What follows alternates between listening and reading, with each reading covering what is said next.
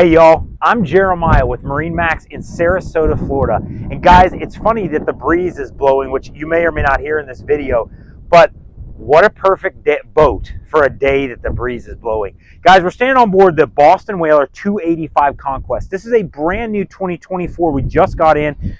To be honest with you, I haven't seen one of these sitting in the parking lot in I don't know how many years. Guys, epic fishing and rough water boat. This one happens to be top option. You know what? There's more than we can go over in this video, but I'm going to point out some cool options that we did to make this boat a little bit better for the family.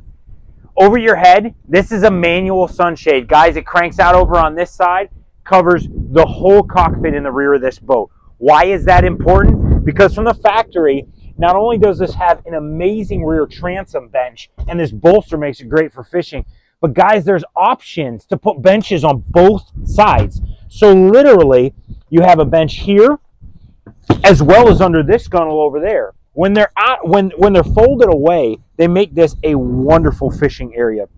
This boat's got freezer boxes on both sides.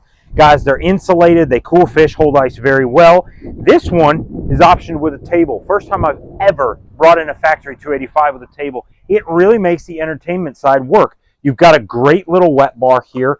You've got a great refrigerator down below. Again, making this boat do a dual role. On this side of the boat, you've got storage. This, though, is cool. This is a little footstep for the chair right there. Of course, this chair will slide back and forth and give you access to this area where you can put in even a little dinette table. It actually comes right out of the gunnel side. Whaler really put effort into putting this boat together well and making it work. And of course, for those windy days, the rough days, when you're traveling, this windshield makes all the difference.